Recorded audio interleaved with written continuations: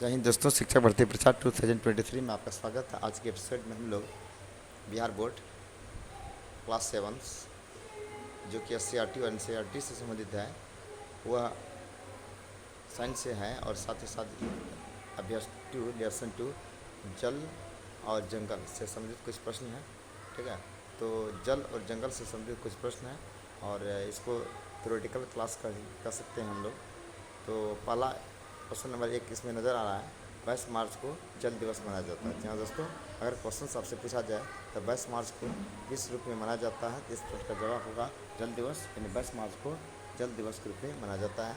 और बिहार के लिए स्पेशल यही हो सकता है कि 22 मार्च को आपका बिहार स्थापना दिवस मनाया जाता है, क्योंकि 22 मार्च 1912 ईस्वी को बिहार एक राज्य बना, इसलिए 22 मार्च को एक वाटर डे या जल दिवस के रूप में मनाया जाता है। नेक्स्ट है आपका 2 नंबर में, हमारे उपयोग में आने वाले जल भूमिगत जल, झीलों और नदियों के जल हैं, और यह जल कुल जो है जल का मात्र 0.006%। आपको पता होना चाहिए 97% जल आपका समुद्र में ही है, मात्र 3% जल है जो आपके नदी, नहर, झील, झरना या अन्य स्रोत में है।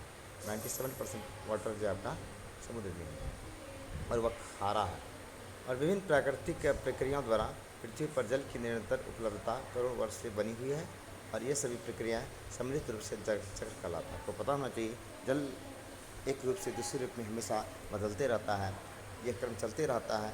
जैसे बारिश का होना, धूप में फिर जो वाष्पीकृत होना, संघनित होना, फिर वर्षा होना, ये क्रम हमेशा चलता रहता है, जिसको वाटर साइकिल या जल चक्र कहा जाता है। और जल 3 अवस्था में पाया जाता है। आपको पता होना चाहिए वाटर ही ओनली वन एक ऐसा मटेरियल है, ऐसा पदार्थ है, मैटर है, जो कि तीनों स्टेट में पाया जाता है, सॉलिड फॉर्म में भी, लिक्विड फॉर्म में भी और गैसियस फॉर्म में भी। और जल ठोस अवस्था में ध्रुवों, बर्फ से ढके पदार्थों, पर्वतों और हिमनदों में पाया जाता है। आपको पता होना चाहिए ठोस रूप में वही वाटर जो है आपका ध्रुव पर जो बर्फ़ है या पर्वत है, हिमनद है, वहाँ मिलता है। और जल अवस्था में ये जो लिक्विड फॉर्म में होता है, आपका ऑसेंस में होता है, लेक में होता है, रिवर में होता है, या अन्य जो पॉन्ड वगैरह है, यहाँ जो वाटर जो पाया जाता है, जिस अवस्था में पाया जाता है, वह लिक्विड फॉर्म में। और हम लोग पानी जो पे काज में करते हैं वो भी लिक्विड फॉर्म ही है। ठीक है। और नेक्स्ट है 7 नंबर पॉइंट में कि गैसीय अवस्था में जल हमारे आसपास की वायु में जलवाष्प के रूप में पाया जाता है, और वाटर को गर्म करने पर वाष्पीकृत हो जाता है, अर्थात वह गैसीय फॉर्म बन जाता है।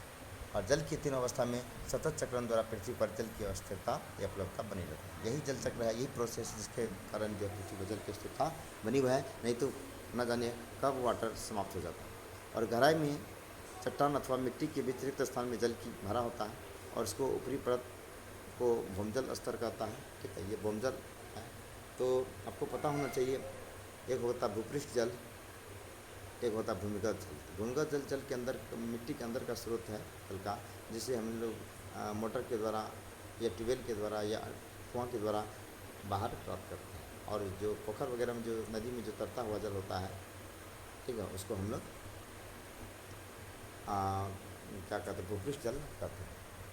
नेक्स्ट 10 नंबर पॉइंट में कहता है कि भूमि जल स्तर जो है पृथ्वी की सतह से 1 मीटर अंदर से लेकर अनेक मीटर की गहराई तक हो सकता है। और ये तो जगह पर डिपेंड करता है, जहाँ मरुस्थलीय क्षेत्र है वहाँ जल क्लियर काफ़ी गहरा होता है। ठीक है। और भूम जल स्तर से नीचे पाए जाने वाले जो जल होता है उसको भूम जल कहा जाता है। ठीक है। और भूमि के अंदर जल के जो रिसाव होता है उसको अंतःस्पंदन कहा जाता है, यानी भूमि के अंदर जो जल का रिसाव होता है उसको अंतःस्पंदन कहते हैं। 3rd नंबर पॉइंट है कि भूमि जल के नीचे मृदा और कठोर चट्टानों के बीच जल संचित होता है। इन भंडार को ही हम लोग जल भर कहते हैं।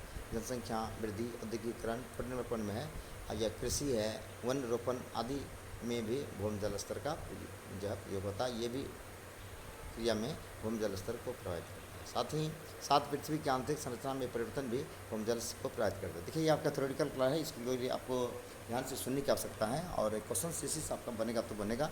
ठीक है, इसमें कोई मतलब दो राय की बात नहीं है कि क्वेश्चन कि MCQ में ही हमेशा क्वेश्चंस बताया जाएगा। अब थ्योरेटिकल क्लास में वो सारे क्वेश्चंस हैं, साथ ही साथ इसमें डीप कलर में देख रहेंगे, जो कि मतलब जो है कुछ अंडरलाइन तो नहीं किया, डीप कलर में जो वर्ड्स है ये बहुत इंपॉर्टेंट है। ठीक है। आंतरिक संरचना में परिवर्तन भी भूमजल को प्रभावित करती है। नेक्स्ट क्वेश्चन नंबर 15 का रहा है, क्वेश्चन नंबर कहा जाए, पॉइंट नंबर 15 कहा जाए कि जंगल के क्षेत्र की भौगोलिक संरचना और जलवायु के अनुसार इसमें अलग अलग तरह के पेड़ पौधे और जंतु भी मिलते हैं। और पेड़ पौधे अपना भोजन स्वयं बनाते हैं, आपको पता है। हम लोग पहले से जान रहे हैं कि पेड़ पौधे स्वपोषी होते हैं, वो अपना भोजन खुद तैयार कर लेते हैं। और बहुत सारे जीव ऐसे होते हैं परपोषी होता है, दूसरे जीव पर निर्भर करके अपना भोजन प्राप्त करता है। और सभी जीव जो मांसाहारी, शाकाहारी, सर्वाहारी हैं, अंतः पौधे पर निर्भर होते हैं। नेक्स्ट है, मिट्टी की ऊपरी परत में ह्यूमस पाया जाता है। आपको पता होना चाहिए मिट्टी की जो ऊपरी परत होता है उसमें ह्यूमस पाया जाता है। ठीक है, इसको ह्यूमस पाया जाता है जो उपजाऊ होता है। और 18 नंबर का था ऐसी छोटी छोटी जीव जिन्हें माइक्रोस्कोप की सहायता से देखा जाता है सूक्ष्मजीव कहा जाता है। ठीक है, यानी बिना माइक्रोस्कोप की मदद से हम नहीं देख सकते हैं, बहुत सूक्ष्मजीव है जिसमें जीवाणु है, विषाणु है, प्रोटोजोआ है, शैवाल है, कवक है, ये सब सूक्ष्मजीव है जो कि 5 वर्गों में बांटा जाता है। क्वेश्चन 19 पॉइंट का रहा कि वृक्ष अपनी जड़ मत से जल को अवशोषित करती है और जलवाष्प के रूप में जल निर्मुक्त भी करते हैं। और वन भू अपरदन को रोकता है। आपको पता होना चाहिए वन एक ऐसी संपदा है जो कि मृदा अपरदन को या भू अपरदन रोकता है, भूमि की उर्वरा शक्ति को बनाए रखता है। और वन उन्मूलन होने से जो है मृदा का तेजी से विस्तार होता है, ऐसी उसका जो है अपरदन होता है। और 21 का रहा कि मिट्टी पौधे वनों की वृद्धि करने में पुनर्जन्म में प्रमुख कारक होते हैं। और 22 में कहा रहा कि पीने के पानी को हम मृदु जल कहा जाता है, यानी शुद्ध जल कहा जाता है, जो कि हम लोग पेय काल में प्रयोग करते हैं। एक होता है कठोर जल जिसका हम लोग पेय काल में नहीं करते हैं। और 23 का रहा कि बर्फ़ को ठोस जल कहा जाता है। ठीक है, बर्फ़ को जो है ठोस जल का तो वो ठोस रूप है, सॉलिड फॉर्म है। 24 का रहा कि वाष्प जल को गैसीय जल कहा जाता है। ठीक है, वही पानी को वाष्प कर दिया जाता है तो वाष्प बन जाता है जो कि गैसीय जल कहलाता है। और बिहार दिवस जो है आपका 22 मार्च को ही मनाया जाता है, वो पता होना चाहिए। 22 मार्च जो है बिहार डे के रूप में मनाया जाता है। और इसमें क्वेश्चन पूछा जाता है कि इस बार जो बिहार दिवस 2023 में मनाया गया वह 111वां था और इसका विषय वस्तु था युवा शक्ति बिहार की प्रगति। कभी कभी एग्जाम से पूछ दिया जाता है, पिछली बार भी पूछा था। 110वां जो वर्षगांठ 2022 में मनाया था, इसका थीम क्या था, इसका विषय वस्तु क्या था। उस समय था जल जीवन हरियाली 2022 का और वह 110वां था। और 2023 में जो बिहार दिवस मनाया गया, ठीक है, तो इसका जो थीम था युवा शक्ति बिहार की प्रगति। और मुख्यमंत्री नीतीश कुमार के साथ निश्चय योजना में पहला योजना यही है युवा शक्ति बिहार की प्रगति, जिस पर 5000 करोड़ रुपया में से 1153 करोड़ रुपया इसी पर खर्च किए जाने का लक्ष्य है। 25 हो गया 22 मार्च बिहार दिवस, और इसको जल दिवस के रूप में मनाया जाता है वर्ल्ड के लिए, और बिहार दिवस ओनली फॉर बिहार के लिए। और पलाश का पेड़ कम वर्षा होने पर भी हरा भरा रहता है। बहुत इंपॉर्टेंट है कि पलाश पेड़ एक ऐसा पेड़ है कम वर्षा होने पर हरा भरा रहता है, अर्थात वह सूखता नहीं है। 27 है वाल्मीकि नगर जो है आपका कोसी वाल्मीकि जो है, जो कि पश्चिम चंपारण है, बिहार के एकमात्र टाइगर रिजर्व है और राष्ट्रीय उद्यान है। यानी अभ्यारण्य है, टाइगर रिजर्व है, बिहार के एकमात्र टाइगर रिजर्व जो कि कोसी वाल्मीकि पश्चिम चंपारण में। और पश्चिम चंपारण का क्षेत्रफल सबसे ज़्यादा है, क्षेत्रफल के दृष्टिकोण से बिहार का सबसे बड़ा जिला पश्चिम चंपारण है, जो कि थोड़ा शिवहर है। ठीक है, और पश्चिम चंपारण के बाद दूसरा कैमूर है जहाँ के दूसरा टाइगर रिजर्व बन रहा है।